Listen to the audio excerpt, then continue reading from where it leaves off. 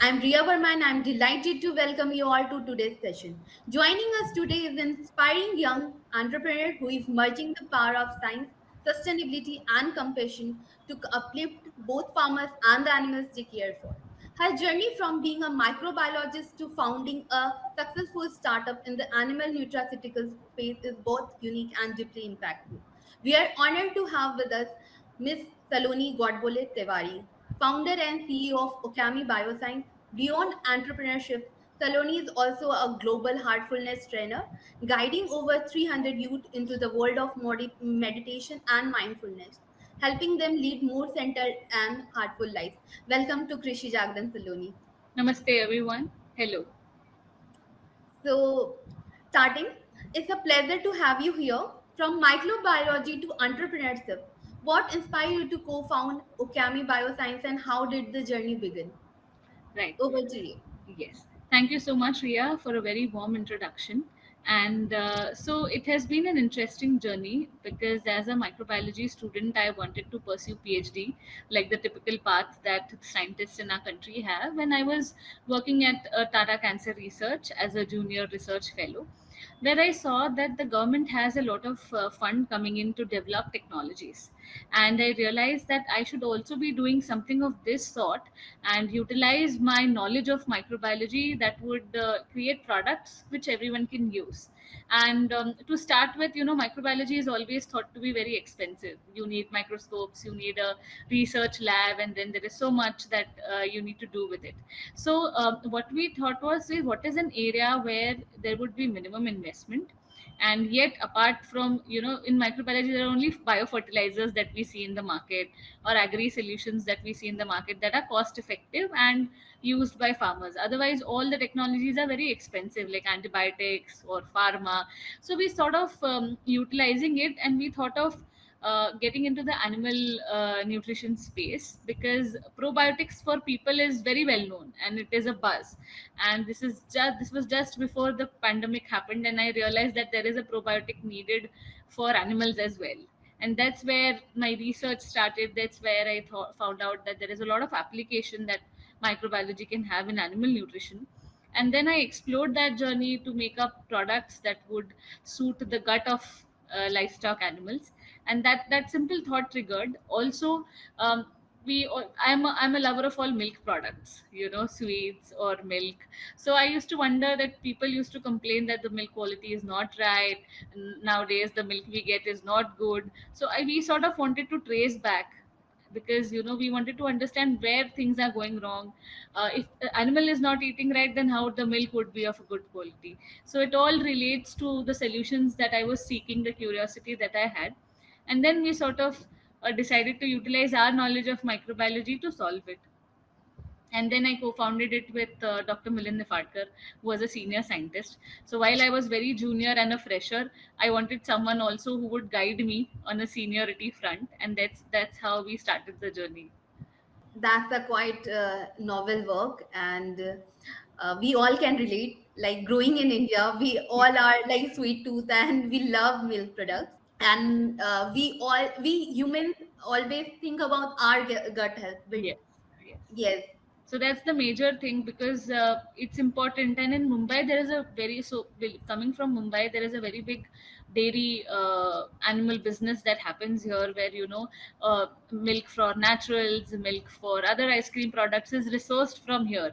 So I have always been seeing very big dairy farms around within the city. And it's rare, because normally all dairy farms are out in the outskirts, so you don't see them in general. But coming from Mumbai, in spite of being a suburb, you see animals around, and so the problem was always in front of you. That helps. so Saloni, livestock health is crucial not just for farmers but for consumers too. How does your innovation ensure better quality milk and meat, and how does it contribute to public health? And also, if you can showcase your products here for our viewers, so it would be really great. Great. Right, right, right. Thank you so much for that valuable question. Because when we talk of livestock has been an integral part of our ecosystem. because in the foreign countries they're always away from the residential area, and there are big farms. But in India, we are always surrounded by livestock. There is a cow moving around, there are hens, and in most of our farmers have farms in the backyard of their garden. So what we're trying to do is, because we are in so close vicinity with the animals, we are working towards animal immunity. And why animal immunity matters is because if the animal is sick, then any disease that happens to us has a chance to come to humans as well, and that is a faster manner than it would come otherwise. For example, we saw how the pandemic affected a small infection from certain places came very quickly, and then it was spread across. Similarly, there is a lot of bird flu that we see coming from animals. So this is because we're in very close vicinity. So what we decided is to work on animal immunity, which saves the animal to fall sick. And the second thing is, when the animal falls sick, there is a lot of antibiotic usage by the farmer to protect the animal. Right? For example, when we have to go out to work, we take a crocin and then we still work because we can't take that leave. Similarly, animals cannot stop milking, and the farmer needs the milk for his livelihood. So he will give antibiotic to the animal in spite of it having a fever or something, and then there will be still milking happening. But the problem that happens with this is that then we get antibiotic resistance, because we are consuming this milk or meat that comes from the livestock source, and then we get used to this antibiotic. So we nowadays see that a crocin is not working for us, or a dolo is not working for us, but previously it used to, because we have got used to it, we have got resistant to it. So because this should not happen, we want the farmers to stop using antibiotics, and this will only happen when the animal is healthy. So our approach is One Health approach, which is a mandate by WHO, that animal health, human health, and environment health are all interlinked. And that is the basis of the work that we are doing with our solutions. So all our farmers, around 10,000 plus, who are feeding our products, 80% of them have completely stopped using unnecessary antibiotics, and that because their animals are naturally healthy. So the doctor comes only when there is a grief problem, when there is medicinal importance required, or some medical issue that happens. So that is what we are trying to do with our supplements. What we make is a nutraceutical supplement. So nutraceuticals means nutrition that gives pharmaceutical benefits, and simply put, we call it Chyawanprash. So Chyawanprash is all about immunity for our livestock animals, and that is how we are having a 360-degree approach for animals, humans, and environment. By environment, we are manufacturing it using 60% less energy than otherwise. And secondly, there is no effluent release, there is no water pollution or anything that we are creating, and we are reducing methane emissions from livestock animals, which is a concern coming up very much in the urbanization that we are doing. So this happens because if the animal digestion improves, then the methane emission also improves from the gut that otherwise comes in. So this is the complete 360-degree approach that we are having, improving human lives, improving environment, as well as animal lives, because it is all integrated. I'll quickly show you the sort of supplements that we make, because basically these are powder packages, if you can see online now. And these are a range of supplements. You can see 1 kg pack, 5 kg pack, 10 kg pack, depending upon the need of a farmer. And they are specifically curated. So the first product, Rakshak, is about about pregnancy issues in animals and immunity issues. The second is for milk concerns, milk quality concerns. The fat percentage is low, the protein percentage is low, then this can be given. The third one is for bulls. The bulls also need for high semen quality, high power, high strength, to make good calves, that is needed. And then the fourth one is for bucks, that is your goats, so that they have increased weight gain, muscle weight gain, the meat that comes from them is of superior quality, and then their health is also not deteriorated. So these are some products that we make. They are only powdered supplements. You have 50 grams of a cup inside, and these look like Amway or our protein supplements that we get for ourselves. And you only measure 50 grams in the cups that is present there, and feed it every day with whatever the farmer is feeding otherwise. So he doesn't have to change his practices. He is completely comfortable with whatever he has been practicing. He only adds 50 grams as if he is adding salt to the food, and that's about it. These products are really wonderful. Who could be thinking that we will be giving Chyawanprash to the Exactly. animals, right? So, as a women entrepreneur in a largely male-dominating sector, what challenges have you faced and how have you navigated them? Right. That's a very valid question because, there is an irony. In India, 80% of the livestock work is done by women because they are the ones who are taking care of the animals. They are the ones who are feeding the animals. And because they are at home, rurally, if you see, they are at home. Whereas the men manage the business part, whether it is going to the dairy, collecting money for the milk that is sold. Men are at the outward front end of the business where they are the decision makers, but all the care is taken care by women. So for me, what happens is when I am visiting the farms directly myself and I am speaking to the women, when I'm talking to them directly, there is no problem. I see a lot of there is no challenge at all. But when I'm talking to the men at the out front, then it becomes a challenge, because in many communities where I am talking to rural guys in Uttar Pradesh or in very remote places of North India, then there is a bit of difficulty to talk to a woman. And that too, when I'm young, it's more difficult because people say she's so young, isko to kya hi aata hoga, what would she anyway tell us, our experience is bigger than hers. So that is one notion until they speak to me that they have. Once we start talking, once we start telling them the knowledge, they slightly open up, but there is a slight difference always seen. And so if there is always a man who's talking to them, then they'll open up quickly, then they would talk to me. So in the rural belts, I see that in places like that are progressive, let's say Kerala or Maharashtra, they're talking to a woman is not that much of a problem. But those are the customer front issues that I can tell you. But largely as a business, when I'm operating, it's very rare to have women in this sector, and I face challenges in operations because I have to travel a lot in the rural areas, and there are no hygienic washrooms, or there is a lot of difficulty when I have to stay somewhere in a very rural place. I have to see a safer place. There are no hotels you can trust.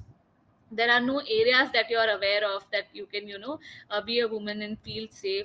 So if you see, even at the ground level, even at the consumer level, I cannot even if I want to hire, I cannot hire women, because I know there is a lot of interior rural travel. The people may be good, but the area is so interior that you don't feel safe, right, unless you are empowered to have a scooty and just go there. But in the rural tier 5 or tier 6 areas, it's very difficult to do that. Also, the people who are rearing livestock are comparatively less urban in their mindset, less educated. So the old practices of having a woman separate, keeping her away from the outer world, is still there. It still persists. Or if I tell you, if I go there wearing a suit, then the farmers will not entertain me. But if I'm wearing a sari, then they'll give me enough respect to talk to me, right? So the initial judgment that comes in for being a woman is very high, because I'm not talking to an urban mindset, I'm talking to a very rural mindset. Some of them are progressive also, not all are like that, but that is how it is. And those are the challenges that I have faced initially. Now I am okay because I know this is how it is and I can't change it. But yes, we see the funny part is I cannot wear a jeans and talk to them, because then they'll be like, she's so casual about it. But kids in their houses are now wearing denims. So a farmer's child may be wearing a jeans and a top, and that's okay. But when I talk to them, I should be, if I'm supposed to be respected, then I should be having a sindoor, I should be wearing a sari, and I should be in a proper suit. Then only they'll give me respect, because I'm coming from an urban place and I should be heard enough. So these are certain challenges that I have faced. Or in one of the Uttar Pradesh areas, you won't believe, no one was talking to me. There was a group of men and women, but they were not talking to me, and I didn't realize why no one is responding, because I was just normally talking to them. But then one lady came to me and she said, here men and women cannot talk in front of each other. This still exists. So then she said, if you separate the women, they'll talk to you. And there's a parda pratha, so they are always in gungat, or the wheel is always there till here. So they might move around men, but they'll not speak in front of them. So I had to really segregate the female from the audience and the male from the audience. Then I asked someone else to speak to the males, then they would speak, and then the female could speak to me and openly told me about their challenges. So, when you go very interior, you realize that this is what 80% of India still is.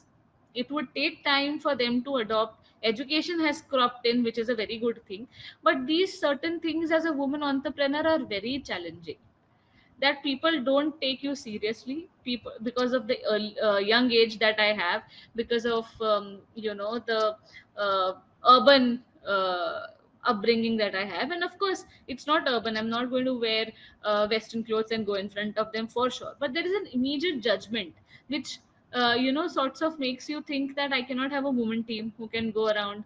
I have to have men on board, then I have to train them, I have to ensure their safety also in the rural. If there is a team I'm having for women, then I have to ensure their safety, I have to ensure their travel. All that comes into picture.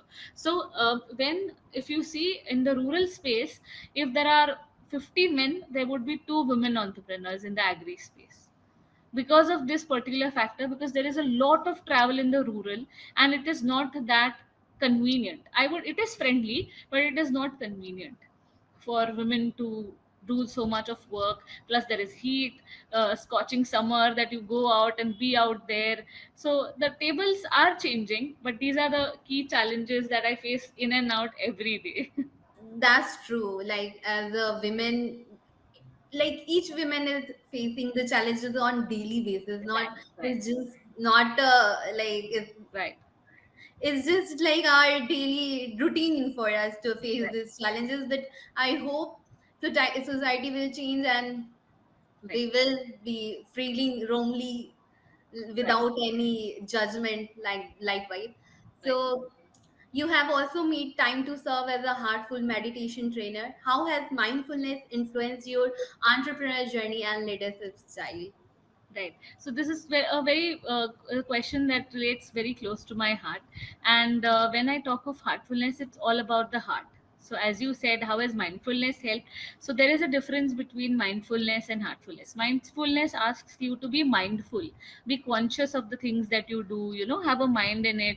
But this is exactly where heartfulness comes into picture, that the mind should be there, no doubt about it, but also carry your heart along, right? So Heartfulness Institute offers techniques globally to all those who want to have the heart in place, because even if a simple decision as to what to wear today and what should I be doing today has some heart, the heart answering us and popping us something like that I should be wear something. Or if you're going for an exam, you always have the heart telling you, yaar ye question to aayega, and it comes the next day, right? So the intuitive insight that comes within is the heart talking to you, and that is all heartfulness is about.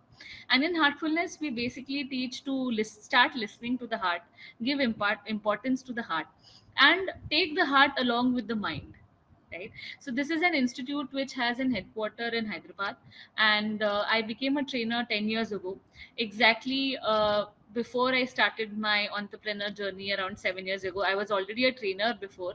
So a lot of the practice and the everyday meditation that I do helped me take challenging decisions, take risks that I have, whether it is to just leave my research background and leave a PhD abroad to start on my own, the path that I had, everyday challenges that I face, the creative knowledge to face every challenge that comes in, came always has these insights always came into meditation. So not only was my own personal meditation important, but when you guide others, when they are there to learn and comes, there are around 300 plus youth that I have trained in meditation, and this is all absolutely free. So whoever wants to check can check the Heartfulness website. And we have been training youth, we have been training all sorts of people who are interested in meditation. And when you talk to them, when you are giving them solutions, you're also somehow thinking of the problems that you are having, and then you get solutions in just by talking. So, and there's a amazing network that you build of friends, of social circle, and you never know who comes to your help at what time. So many times I have had people who came for meditation, but somewhere are of professional help to me, maybe an investor, maybe someone, because we connected for something else, and then it so happened that, okay, now let's also connect professionally. So that's a very good way to network, to meet new people. And more importantly, I have transformed and I keep evolving myself as a personality with Heartfulness. So if anyone, as a founder, as a CEO, you need to keep evolving with times. You need to work on your strengths and your weaknesses both. So this is exactly where an everyday practice helps, and that is how I've been able to work on myself in the challenging times that came across, become resilient in whatever comes. And now we started with 2 people, but we are now a team of 20 plus people. So to manage the 20 plus people, you need to have the clarity, the patience, manage yourself. And in the last 5-10 years, a lot changed in my life, in my person. I got married, then there were changes in the family. So tackling all was easy because of the heartful practices that I do, and because I carried my heart along. Because when the heart and mind are in sync, you have half of the challenges sorted. So that's exactly how it helps. Yeah. So, in this era, uh, as mental health is as important as the physical health. Yeah. Finally, my question to you: what message would you like to share with who are passionate about creating impact-driven business? Right. So basically, to all the women who are inspiring, I would say that just start at whatever level you can, in whatever small difference you can make. Because we as women are always perfectionists, and we think of a very grand scale, that if I want to create an impact, it will be 100 people, 50 people, and then we keep thinking and there is no action. So as women, I think just take the immediate step of empowering. Even having a domestic help in your house is ensuring that you're helping someone else to grow. So whether it is doing that or in whatever capacity, if you want to be an entrepreneur where you want to do impactful work, start at whatever scale you can, 1%, 2%, 3%. Just start, and then your way will start unfolding you in whatever sector you would want to create an impact. I will simply tell you that my mother, a year ago, all of us, I lost my father suddenly. Okay. And then after, because she also meditates, she came out very well, and she is now okay. But she realized that there are so many women who would want, who are lonely, whether they are married, unmarried, or single, that doesn't matter. But there are so many women who are lonely and who need someone to talk to. Because of her own phase, she realized that, and she sort of thought that, let me help the women, because I am mentally strong because I meditate, and I could come out of it because of my family. But let me help others, whoever I can. So she thought of starting something. And then I said, and she was waiting that how should I do it, and what should I do it. So I said, you just start somewhere, mama. So she just sent one WhatsApp message in the society group itself, where she says, and out of the 200 plus family that stay in the society, there were 14 women who right away on the same day came to see her. And then she was like, now there is so much work I have on my plate. So if we want to create impact in any sector, whether it is agriculture or anything, just start in whatever capacity, build on. Whether you want to make it a profitable venture eventually, or whether you want to make it a service, social startup, that all will come to you with time. But just start somewhere is my first message. Without thinking too much, you should just start in whatever capacity you can as women. And there will be some sacrifices that will come on your way if you are trying to do something good. So you should just be mentally and physically ready for that. And if you're ready for that, everything just falls in place. But you have to decide that there will be some, you should be okay with those sacrifices, because it's not possible to do everything all at once. Like, you cannot be there for the family and yet be doing something else for others. There should be a balance. There should be a good balance of sacrifices, personal life versus everything. But just start small, and the way will automatically unfold for you. And be ready for some sacrifices that might come your way to do that. But believe me, it is very empowering.